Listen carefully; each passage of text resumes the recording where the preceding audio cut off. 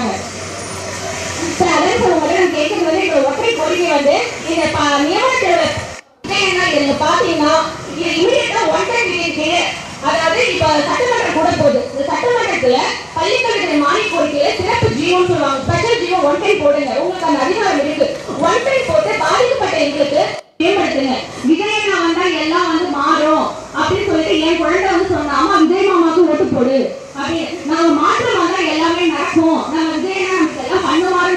நாங்க எல்லாரோட சார்பா நான் கேட்கறது என்னன்னா, நீங்க நியமன தேர்வு மறு நியமன தேர்வு கொண்டு வராதீங்க. கொண்டுட்டு வரோம் எங்களுக்கு ஒரு பணி பாதுகாப்பா கொடுங்க. எங்களுக்கு சங்கரிச்சு போட்டு இருக்கின்ற பட்டதாரி ஆசிரியர் காலி பண்ணிடுங்க. எல்லாமே நியாயத்தை சொல்லுங்க, எங்களுக்கு ஒரு நீதி சொல்லுங்க. இன்னொரு டிஆர்டி பண்ணிடுங்க. ஒண்ணு கூட போடல.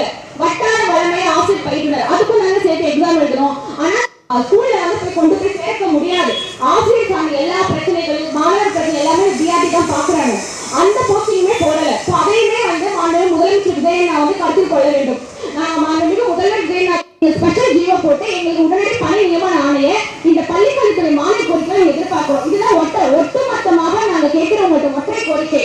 தயவு செஞ்சு இதை வந்து இந்த சீர்காழி மாணவர்கள் பள்ளிக்கல்வித்துறை அமைச்சர் கூப்பிட்டு பேசணும். எங்களை கூப்பிட்டு பேச்சுவார்த்தை நடத்துங்க. எங்களை கூப்பிட்டு பேச்சுவார்த்தை நடத்தி இதுக்கு ஒரு புருஷனை வந்து கொண்டு வாங்க. ஏன்னா வந்து நியமன தேர்வு முதல் சட்டை நாங்க தாங்க. நாங்க சொல்றோம் இந்த போஸ்டிங் அதிகப்படுத்தி இரண்டாம் தேர்வு பட்டியலை வெளியிடுங்க. அவங்களுடைய பிரச்சனைகளை பார்த்து சரி செய்து இரண்டாம் தேர்வு பட்டியலை வெளியிடணும். தயவு செஞ்சு உங்க நம்பி வந்த தேவை ஏமாத்திராதீங்க. விஜயண்ணா உங்க மன்றாடிய தங்கச்சி நாங்க தங்கச்சிகள் எல்லாருமே கேட்டுக்கிறோம். நீங்க அண்ணன் தம்பி தங்கச்சி நீங்க சொல்லுவீங்க கான்பிடண்டா இருங்கன்னு. நாங்க இப்பயும் சொல்றோம் கான்பிடண்ட்